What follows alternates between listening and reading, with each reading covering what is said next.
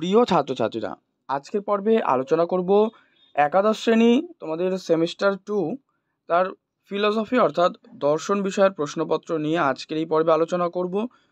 পর্বটা অবশ্যই তোমরা কিন্তু ভালো করে দেখো। এখানে দেখো স্ক্রিনে তোমাদের যে প্রশ্নপত্রটি রয়েছে সেটিই আমি তোমাদেরকে দেখিয়ে দিচ্ছি, ঠিক আছে? এই সেটটা অবশ্যই তোমরা কিন্তু প্র্যাকটিস করে নেবে। এখানে তোমাদের দুটো পার্টে কিন্তু পরীক্ষা হয়, যেটা 24 আর 16 দুটো পার্ট থাকে। একটা ইন্ট্রোডাকশান টু লজিক, আরেকটা পার্ট রয়েছে তোমাদের সেটা হচ্ছে ইন্ট্রোডাকশান টু এথিক্স, এখান থেকে 16। তো তোমরা এই প্রশ্নগুলো কিন্তু অবশ্যই ভালো করে প্র্যাকটিস করে নিও। যেখানে প্রথম পার্ট থেকে আমি বলছি ইন্ট্রোডাকশান টু লজিক, যেটা তোমাদের 24 নম্বর থাকবে এখান থেকে টোটাল। দাগে রয়েছে নিচের প্রশ্নগুলোর উত্তর দাও। এখানে 3 গুণ 2 মানে 3টে প্রশ্ন কিন্তু এখানে পাবে 2 মার্কসের, টোটাল 6। প্রশ্ন হচ্ছে দেখো কি, যে গরিবেরা অনেক সময় লোভী হয়, এই বাক্যটা বচনে রূপান্তর করে বচনের যে অংশ সেগুলো চিহ্নিত করতে হবে। এবার দেখো প্রশ্নটা কিন্তু এমন রয়েছে দেওয়া, তো এখানে বিভিন্ন স্কুল বেসিস এখানে কিন্তু এই লাইনটা আলাদা হতেই পারে, যে গরিবেরা অনেক সময় লোভী হয়, এই কোটেশনটা কিন্তু আলাদাভাবেও দিতে পারে। প্রশ্নটা কিন্তু এখানে এইভাবে দিয়ে দিয়েছে না। তো আরেকটা এর অথবায় রয়েছে যে সাদা বাঘ নেই এবং সাদা বাঘ আছে, এই বচনের যৌক্তিক সম্বন্ধ কি তা নির্ণয় করো। অথবায় কি, অ্যারিস্টটলের মতে বিরোধিতা কত প্রকার ও কি কি, ঠিক আছে? দুদাগে রয়েছে দেবতারা মানব নয়, বাক্যটিকে বচনে রূপান্তর করে তার বিপরীত বিরোধী বচন নির্দেশ করতে বলেছে। আগেরটাই যেমন কি বচনের অংশগুলো বলেছিল, আর এক্ষেত্রে বলেছে বিপরীত বিরোধী বচনের নির্দেশ করতে হবে। 3, ব্যতিক্রমমূলক বচন কাকে বলে? অথবা যে কেউ সুখী হতে চায়, এই বাক্যটা বচনে রূপান্তর করে তার গুণ এবং পরিমাণগুলো উল্লেখ করতে হবে, পরিমাণ, ঠিক আছে? এই হচ্ছে তোমাদের 3টে প্রশ্ন। এবার বি পার্টে যাও। বি এ রয়েছে এখানেও সেম নির্দেশ, যে নিচের প্রশ্নের উত্তরগুলো দিতে হবে। এখানে তোমাদের কিন্তু 3 মার্কসের কোয়েশ্চেন এগুলো। প্রশ্ন 1, কোনো ক্ষেত্রে কোনো ক্ষেত্রে কি এ বচনের সরলাবর্তন সম্ভব, এটা আলোচনা করতে হবে। অথবা বস্তুগত বিবর্তন কাকে বলে, একটি উদাহরণ দাও।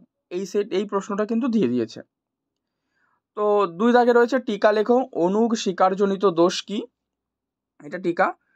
3, যুক্তিবিজ্ঞানের প্রয়োজনীয়তা লেখো। আর 4, নিম্নলিখিত বাক্যগুলিকে তর্কবিদ্যাসম্মত বচনে রূপান্তর করো। তো কি কি দিয়েছে দেখো, যে কেউ পাঠশালায় যায়, কে যুদ্ধ চায়, আরও একটা রয়েছে এখানে যে 3, স্বামী বিবেকানন্দ কর্মযোগী, অথবা কি পদ কাকে বলে বা পদের অর্থ বিশ্লেষণ করো। এই 3টে করবে, অথবা দিয়ে এই প্রশ্নটা তোমরা করতে পারো, যে পদ কাকে বলে আর এটা বিশ্লেষণ করতে, ঠিক আছে, পদের অর্থটি। এবার চলে যাও পরবর্তী সি দাগে দেওয়া রয়েছে নিচের প্রশ্নের উত্তর দাও। এখানে 6 মার্কসের একটি প্রশ্ন রয়েছে। অবশ্যই তোমরা এখানে 2টো প্রশ্ন পাবে, কিন্তু করতে হবে একটা। বৈধতা বিচার, ঠিক আছে? বৈধতা বিচার করতে দিয়েছে যে মুরগি থেকে ডিম জন্মায়, ডিম থেকে মুরগি জন্মায়, অতএব মুরগি থেকে মুরগি জন্মায়, এইটার বৈধতাটা বিচার করতে হবে। অথবা কি, তুমি এটা না লিখে এটাও লিখতে পারো যে সংক্ষিপ্ত ন্যায় কাকে বলে, বিভিন্ন প্রকার সংক্ষিপ্ত ন্যায় সম্পর্কে আলোচনা করো।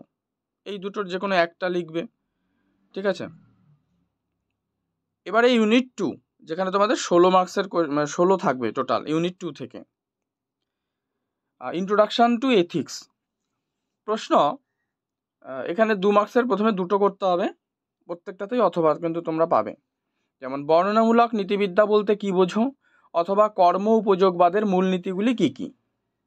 2, ঋষি বৃহস্পতি সুখমেব পুরুষার্থ, এই কথার দ্বারা কি বোঝাতে চেয়েছেন, অথবা চার্বাকরা কেন বেদকে অপ্রামাণ্য বলেছেন।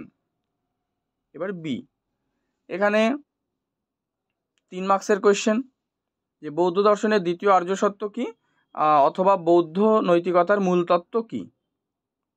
2 রয়েছে পুরুষার্থ হিসেবে অর্থ বলতে কি বোঝো, অথবা গীতা অনুসারে স্বধর্ম ও পরধর্ম বলতে কি বোঝো।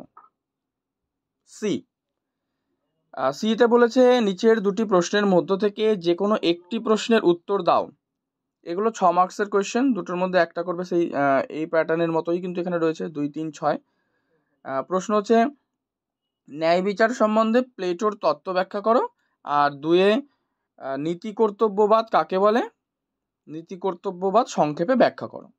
এই দুটি। তো এই হচ্ছে তোমাদের সম্পূর্ণ প্রশ্ন সেট 40 নম্বরে। এগুলো অবশ্যই তোমরা ভালো করে প্র্যাকটিস করো। এটি একটি নমুনা প্রশ্নপত্র এবং এই প্রশ্নগুলো তোমাদের কি তৈরি আছে তা অবশ্যই কিন্তু কমেন্টে জানিও। যদি কোনো প্রশ্ন এখান থেকে মিস থাকে অবশ্যই সেগুলো একবার প্র্যাকটিস করে নিও। আর পর্ব ভালো লাগলে লাইক করো, শেয়ার করো, চ্যানেলে নতুন হলে অবশ্যই চ্যানেলটি সাবস্ক্রাইব করো।